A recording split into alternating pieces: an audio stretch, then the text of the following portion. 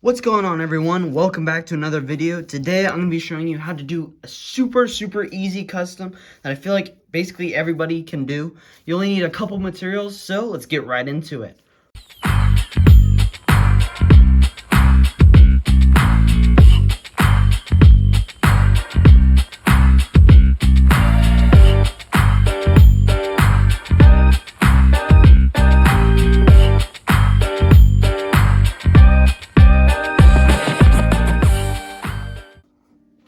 Yeah, so I've gotten some great feedback on my Optimus video. You guys loved it.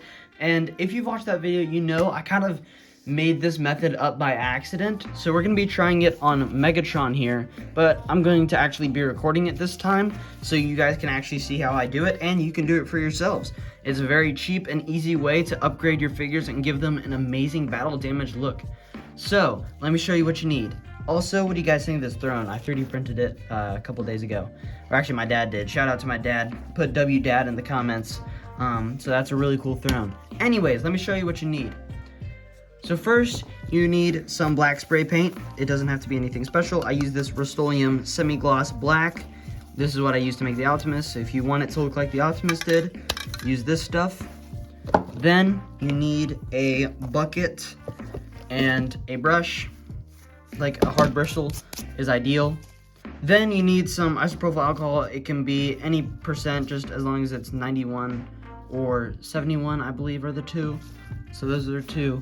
Here it is in here is my little tub in here. And my airbrush is in there. It's currently, what it does is it breaks down the paint. So when we put this in here, when we use this, we put the Megatron in there, that's going to basically break down some of the paint, and then we're going to scrub it off. You'll see how it works. Normally I would disassemble this stuff, but for now I'm just gonna take off the gun, and then, you know, because we're not gonna be needing to paint the gun because it's already black. And then his accessory here, which we can leave in one piece. Now, to prepare our Megatron, we want to make sure all of his panels are out. So we want these out, the treads, oh, my gloves, there we go. All of these are out and about, ready to get some paint, like this. It doesn't have to be perfect. Trust me, with the battle damage look, it's not going to look perfect because it's battle damage, obviously. So we'll do that, and then this does this, and then we open this up. And that's literally all you need to do. And also make sure that you can stand it up like this, because you're going to want to have it stood up while you're working on it. So now, let's head over to the spray booth and get started. So now that we're at the spray booth, normally I would have the air flowing. You guys know, if you're new to the channel, then this is an airbrush booth. This is just where the air is sucked, all the paint is sucked into this filter, which I need to replace soon. It's sucked up so I don't breathe in any of that stuff. Normally I'll wear this respirator, but just for the sake of showing you guys how to do it real quick, we're just gonna paint it real quick. So I have this little turntable that I use. It's still a little wet, so I'm going to actually flip it over. Oh, how did that get there? Anyways, I don't know why that's on there. It doesn't matter. So what we're gonna do is we're gonna stand them up like that. Then we're going to take our paint, shake it, and kind of just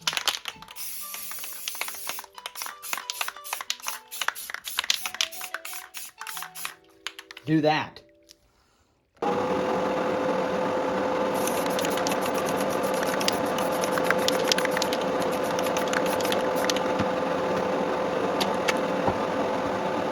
Alright, so now we're going to take him. So he's dry enough for me to touch. We're going to fit him in there. Probably. Okay, he's not dry enough for me to touch. Dang it. Alright, so now I have it in there. It's in there.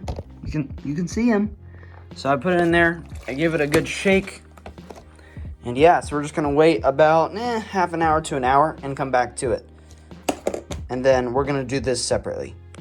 Alright, so now it's dry. Well, not dry, but it's done soaking on the front, hopefully. So we're gonna give it a try. So we take it out, take our brush, in fact, maybe even dabble a little bit.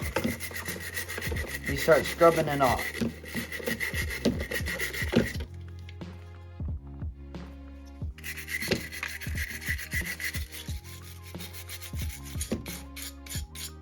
So you're not doing this to where you want all of it to come off, you're doing it to where you want most of it to come off. All right, now, once you're done with that, you're gonna take your paper towel and wipe them off so it's dry. So now you can sort of start to see that the effect is starting to work with the figure.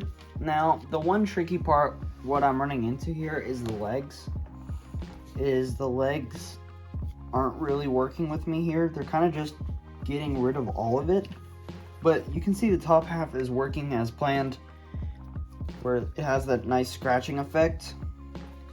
So what I'm going to do is I'm going to actually respray on the black, let it dry overnight, then let it soak for a little while tomorrow, and then scrub it. So yeah, just to get that better look. But I think as far as like the upper torso and everything, I think it looks pretty good.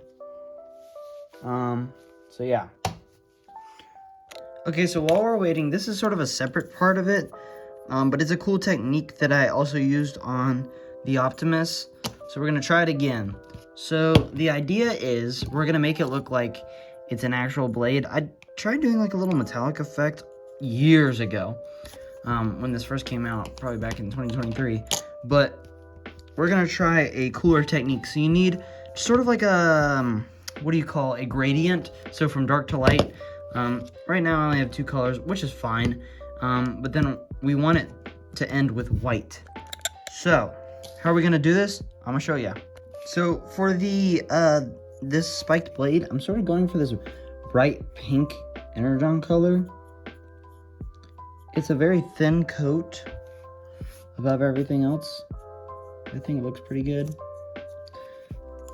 And it's just very loosely, because if it gets on this, that's fine, because we know it's a glowing effect. And that's why we kind of want it thin, because we're sort of going to make sure there's a little bit of excess going on, just so it gives off that illusion that we're glowing. And this isn't like a vital step in customizing this thing. It's just something that I'm doing to make it look a little cooler for me, like, at all. Just a little on the tip. There's no real idea of how to do it, no right or wrong way. You do it like that, and then you take a dry brush. You sort of, you really don't want a lot. You want it to like fade in. Fade like this. So you want that kind of effect. It might look kind of weird up close, by the way, and you shouldn't have to worry about that, because this thing's gonna look awesome from a distance like that. So now you've got sort of like a, the tip looks kind of cool. I don't know. I don't really know how to explain how this looks, but you just gotta try out the technique for yourself. Like, it works, man. It looks really cool. I'm gonna turn off this light so you can see what it looks like in this light. It looks pretty cool, dude. So here is the final result. As you can see, he does look pretty darn beat up. I did end up doing the cannon. You can see it's kind of matte now. So it looks pretty sweet, but I wanted to show off some size comparisons. Here he is with Shockwave. Here he is with another Megatron I have. I guess pre-Gamer Edition Megatron. And finally, here he is with my other battle-damaged War for Cybertron figure, being Optimus. I think they complement each other extremely well. I think that it works a little better for Optimus because he has more color, where he has more gray, so that's going to blend in a little bit more. But I still think it looks pretty sweet. Now, you guys tell me which one you like better. I still think I prefer Optimus, but I don't think that takes anything away from Megatron being an awesome custom. I think this is a great method that you can do to battle damage your Transformers, specifically the War for Cybertron stuff, Bumblebee movie stuff. I think that's where I would go with it. My only thing with the Bumblebee movie stuff is a lot of that stuff has clear plastic, so you can't really do that if there's any clear plastic at all. So that's why I think the Fall of Cybertron stuff is perfect, because there's no clear plastic in any of them, I don't think. No, I don't think so. So, yeah, I think this style of figure is really the best to do this method with. Again, if there's any clear plastic, whether it's painted over or not, you cannot do this method. But with the War for Cybertron figures, you definitely can. So, yeah, tell me what you guys think down in the comments. And, yeah. So, if you want to get a closer look up at him, this is what he looks like. He looks pretty darn sweet. You can see some scuffing, scratches down here. Now, I think one thing that I might change in the future is adding purple, like that same sort of thing that I did here, but doing it here. Maybe. I might consider it. Or doing the toy hacks to really make him look good. Here's the back, really scratched up. So that looks really, really cool. And I'm a huge fan of how it looks. So let's check out the alt mode. And here you have the alt mode all done. Again, there's always room for improvement with these things, and this method could probably take some refinement here and there, but I think as you saw, it wasn't a difficult or like time-consuming method. It's just kind of put paint on it, soak it, and get rid of the paint, and that's really all it is. So for that, I think that came out with some pretty sweet results. But you guys let me know what you think. That's going to wrap it up for today's video. Appreciate you guys tuning in, and I will see you guys in the next video, being something to do with this fella right here. So you let me know what you think it is. Maybe you already know what it is because I've already said what it is. But yeah, thanks for watching. I'll see you guys in the next one. Have a blessed day.